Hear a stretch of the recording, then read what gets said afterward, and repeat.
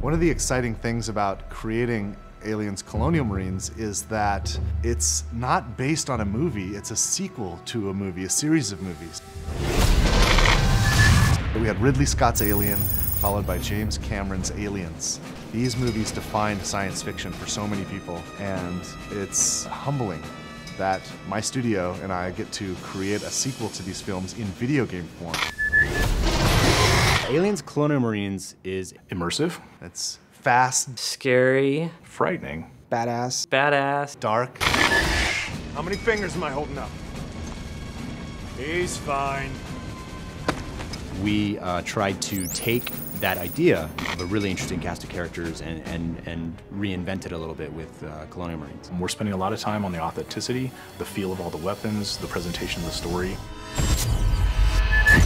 We're doing some kind of interesting things with the way that we're presenting objectives and how you make your way through the world. You know, we've put a lot of effort into being extremely authentic to the films.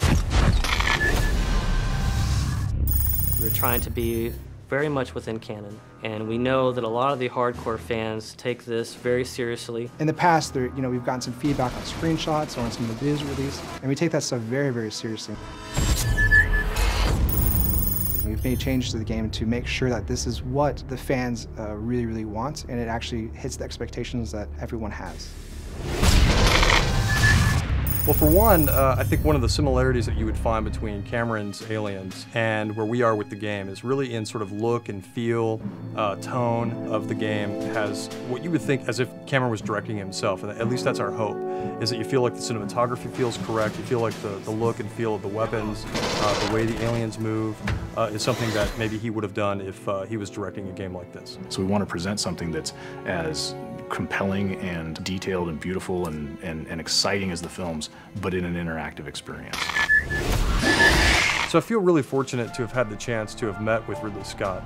We were talking about possibly doing a Blade Runner game, which a lot of people have heard about and would love to see, and we would love to see at some point. But in that conversation that we had with him, he also knew that we were interested in making an Aliens game. So he brought out his sort of storyboards for the movie Alien, and he went through, basically one by one, and has kind of been able to explain to us some of the backstory and some of those kind of things that we've been able to incorporate in the game. And it was just an invaluable experience to be able to meet him and kind of get a perspective on what it is to have, what he originally meant to do with some of the aliens and that kind of thing. So that was really exciting. The environments in the game are obviously based on the ones in the movie. It takes place after the events of Aliens, the movie. So you're going to see 17 weeks of change. You're going to see what happened when the atmospheric processor exploded. You're going to see what the surviving aliens have done to the planet. You're going to see what Weyland-Yutani has done to the planet. You're going to see what Weyland-Yutani has done to the derelict. You're definitely going to see what happened in the 17 weeks since the events in Aliens, the film. If you enjoyed the films, you'll get double satisfaction from it because of all the connections that stays true to the canon. It's got a very strong story, it's got great action, it's got an interesting enemy, it's got interesting environments, it'll make you shit your pants from time to time. The Aliens universe is just cool. You're Aliens Marines and you've got this badass arsenal, awesome armor and gear, and you get to go kick ass. We're Aliens fans, and we've taken the risk to tell the story of what happens next. These aliens are gnarly. Like, Colonial Marines are badasses. They can handle anything, right? Except for this.